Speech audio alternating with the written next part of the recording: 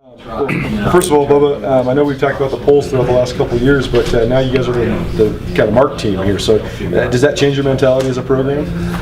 Well, as a program, it probably changes things on the outside.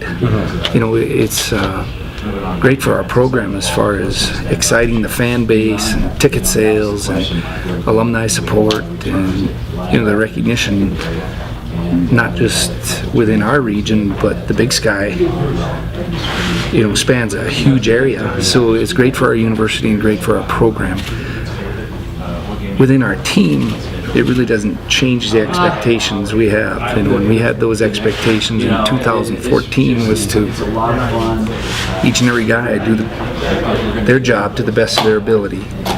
And we put that on the back of our t-shirts from day one, was day by day.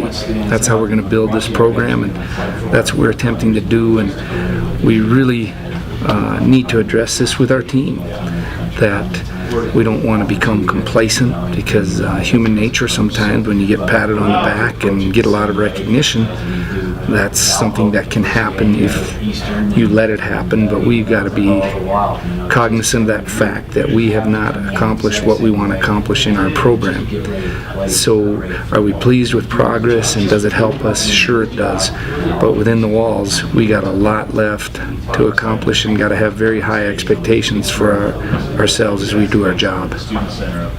Last year, what was the whole experience like? Just you had the two close losses, and you rip off 9 in a row, and then have the disappointing comeback loss in the playoffs. So just the kind of the ups and downs and just the highs you guys reached. What was that like for you? Yeah, and I think that's one of the challenges, and I think our team did a pretty good job, and a real good job after 2 tough losses, because we had some high expectations going into the season. And you go on the road and lose 2 tough ones, and I think our guys handled that very well. We were disappointed with the results, but we weren't disappointed with our effort and the coaches, and we communicated that to the players, that good things will happen if you keep working hard and stay together. Was probably one of the big things. We really stayed together as a team, and our guys did a good job of that. And then, you know, to have the comeback win, our last non-conference game, gave us some real confidence. Go on the road and win at Montana State in a really tough, hard-nosed game, gave us some confidence. And then it was just a real roller coaster of emotions within games. You know, we had a lot of close games, and I think our guys developed the belief that we could win close games against really good opponents. And then, you know, to win the league was obviously exciting, and we got to do it at home in front of our home fans. It was a big comeback win over a program we have a lot of respect for, and it was a very good team. And then, you know, the disappointing loss. That's where we got to take another step. We got to be able to close out games like that, because we're going to play a lot of good football teams this year, and if you have a lead, you got to be able to close it out. Now, the progress you guys have made defensively has been noticeable each year. Do you feel like with the scheme you run now and the personnel you have in place, I mean, what's the next step to continue to become better? How do you continue? We've got to eliminate the explosive plays, and especially through the air. We obviously, you know, focused on stopping the run. Even against spread teams, we believe we got to stop the run and be able to make teams one-dimensional. That seems to be our formula that has worked for us. But we got to eliminate explosive plays. That was something that hurt us, and it really hurt us in the playoff game. So that's a real challenge for our team. We worked really hard in recruiting to improve the athleticism on our team. You know, we sure aren't concerned about size on defense. We're concerned about athleticism, but you need enough size to be effective too, you know, to be good pass rushers and to be rangy and cover ground. So that's the challenge defensively, and the area that we need to improve the most is eliminating the explosive pass plays. This league, the offenses are so diverse. You might play Cal Poly one week and Eastern Washington the next week. Having a guy like Cole who can be so good in the box and be so good in coverage, what does that do for your defense? Well, it gives us a lot of flexibility, and we always talk about we want to find guys like that are tall and rangy, and one of his strengths, he's able to tackle in space. And, the way the Big Sky offenses play, for the most part, they make you tackle in space. So he's effective in that area. But then when you play Cal Poly, same thing. Option football gets you one-on-one, makes you tackle in space and win one-on-one battles. So he's very effective because he can play the run. He also can defend people one-on-one in the pass. For a big guy, he runs well, and he's able to defend tight ends against those teams. You look back to Weber State with the top tight end like they have. He was able to match up with him and do a good job there, and then he's able to tackle and get down there in the run and even get some tackles for loss. He's a very good pass rusher when we bring him off the edge. So there's so much flexibility you have with a guy like him, and that's why I think he was the defensive player in the league a year ago, and why he has been tabbed as that guy going into the 2017 season. Deion Harris is getting a lot of hype now, a lot of NFL hype. I mean, how do you hope he manages that during his senior year? Well, we hope he manages it really well and works hard. We've challenged Deion to take his game to another level. And last year he had a tendency to make huge plays for us. Pick sixes in a couple games that changed the tide of the game, and those are great plays, but now we need to see him be a more consistent performer on a week-to-week basis, and also be a better tackler.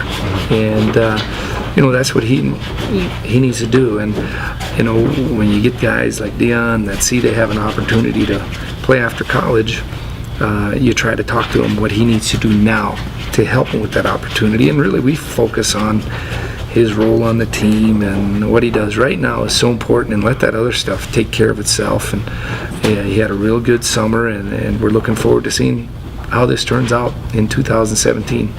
Who's going to be your guys' key inside linebackers? I know you lose a couple good players. Donnell Rogers. Yeah, he played a lot. He played a lot a year ago, and we need to have him. He's a big guy that runs well.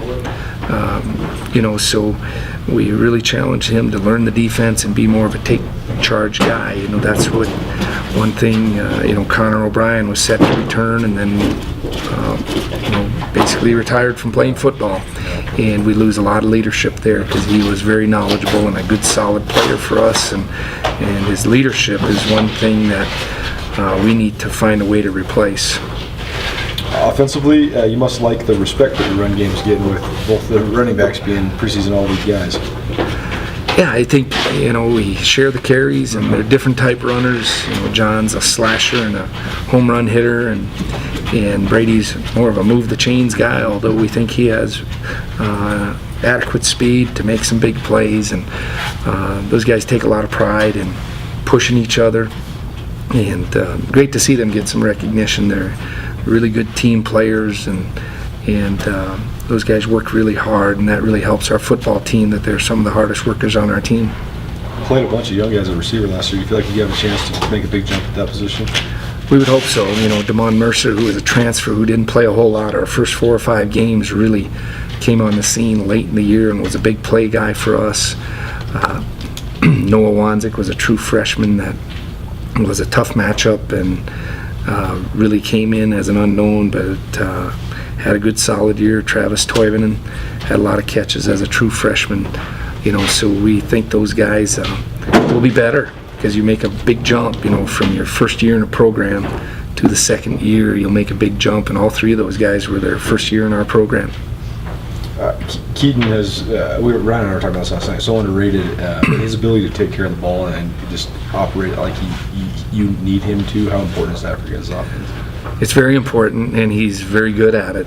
His stats aren't going to be stats that catch people's eyes for all kinds of awards and all that, but for what we ask him to do, he's exceptional. Mm-hmm. To throw the ball that many times, only throw a couple picks, is pretty impressive, and we need him to take care of the ball. So he's just taking his leadership and all those things to another level for our football team and our program.